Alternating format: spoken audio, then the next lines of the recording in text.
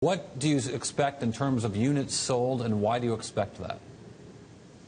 Hello, Corey. Hello, Paul. Thank you for having me. So we are pretty optimistic on the opportunity at about 15.4 million shipped this year, and we think that supply will be fairly well matched to demand. You'll see an initial rush of folks like the ones we've seen hootering and hollering in the auditorium, the diehard loyalists, the fanboys. They'll camp out outside the Apple stores, maybe in igloos here in Boston, but you'll get maybe 3 to 4 million within the first month that way, by our estimation. You'll see steady uptake through the year, and seasonally you'll see a pretty good holiday build up towards the end. The reason that we're so optimistic and believe that Apple will legitimize this space is, they bring the design pedigree and they bring the designer curated options onto the wrists of users. I think history has shown it's pretty unwise to bet against Apple. We're expecting something new in the smartphone user interface, hopefully a new metaphor for navigating a smartwatch, like we saw with pinch and zoom legitimizing the smartphone space. The Sidewinder crown is maybe a little bit of the tip of the iceberg. We'll see where we go from there. Paul, whenever someone tells me it's unwise to bet against something, I become very interested in betting against it. 3.5 million seems like a really big number to me. What do you think?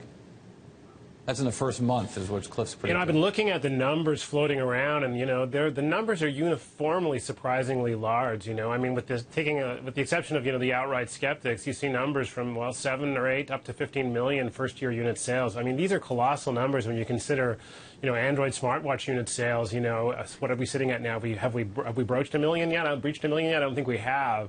So, these are really big numbers. And so, what the bet is implicitly isn't just Apple. It's a bet that the mistake everybody made in the past was they didn't make it an accessory to their iPhone. Because really, that's what the Apple Watch is in a sense, right? It requires the smartphone all the time. It requires this kind of presence of the smartphone. So it's really an Apple, iPhone accessory.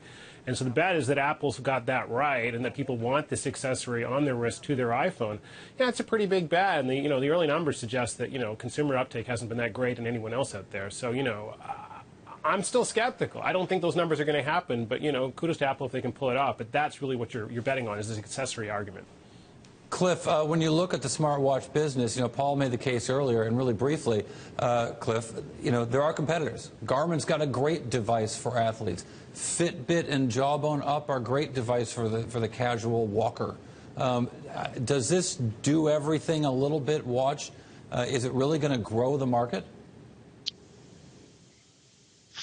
I think it will, Corey. If you looked at what happened in the Mobile World Congress in Barcelona, we saw that fashion and convenience and trying to make a watch that looks good trumped functionality. I think we're going to see a blend of both here. So, what does Apple have up its sleeve? It won't be a Newton. It's not in their contemporary DNA to introduce substandard experiences. I think history will tell us, even in the Cook era, that we won't see it launched without something jaw-dropping.